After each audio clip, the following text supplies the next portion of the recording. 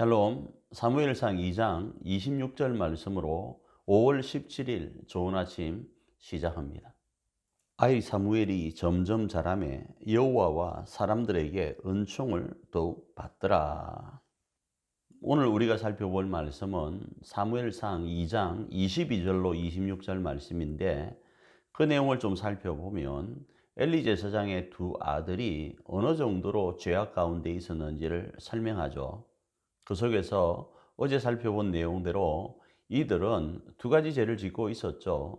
하나는 세 가지 갈고리를 가지고 고기를 먼저 가져갔고, 두 번째로는 하나님 앞에 드리는 그 기름 향기를 먼저 뺏어가는 모습, 그런 모습들을 살펴보았는데, 오늘 본문에서는 더 나아가서 성전에서 수정 들고 있는 여인들에게 나쁜 짓을 행하는 겁니다. 그래서 엘리가 두 아들을 불러놓고 야단을 치는 모습이 오늘 본문에 등장을 하는데, 그 야단 가운데서 엘리는 이런 표현을 하고 있습니다. 사람과 사람 사이의 죄는 하나님이 중재해 주시지만 하나님에 대한 잘못은 하나님이 중재할 수 없기 때문에 큰 낭패를 보니까 이 죄악된 부분을 멈추라고 합니다. 그런데 우리가 이번 주 살펴볼 말씀 가운데서 엘리가 두 아들을 야단치는 것처럼 보이지만, 하나님은 엘리가 자신의 두 아들을 야단치지 않았다, 그러니까 그 죄를 멈추게끔 하지 않았다, 이렇게 말씀을 합니다. 그걸로 보아서는 엘리가 그냥 단순히, 그러니까 형식적으로 이렇게 야단을 치지 않았나, 이런 생각을 하게 됩니다. 그러나 이와 반대로 사무엘은 하나님과 사람들 앞에서 은총을 받으며 자라간다, 이렇게 이야기를 하면서 엘리의 두 아들과 사무엘을 비교하고 있죠. 자, 오늘 이 말씀을 우리의 삶 가운데 어떻게 적용하면 좋을까요? 엘리의 두 아들은 이미 어제도 말씀드린 것처럼 죄 가운데 있었습니다.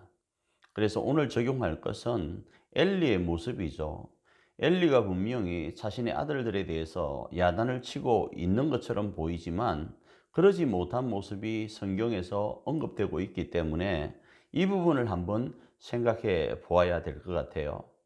그래서 지혜롭게 어떻게 말씀으로 양육해 가야 될지를 고민하는 시간이길 원하고, 하나님께 지혜를 구하는 시간이길 원합니다. 그리고 두 번째로는 사무엘은 이런 환경 가운데서도 사람과 하나님 앞에 은총을 받아간다라는 거죠.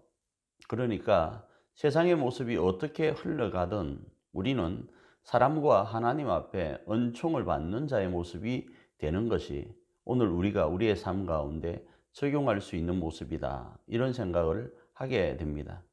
그래서 오늘 하루 저와 여러분은 사무엘처럼 사람과 하나님 앞에 은총을 받는 그런 하루로서 살아가기를 정말로 축복합니다.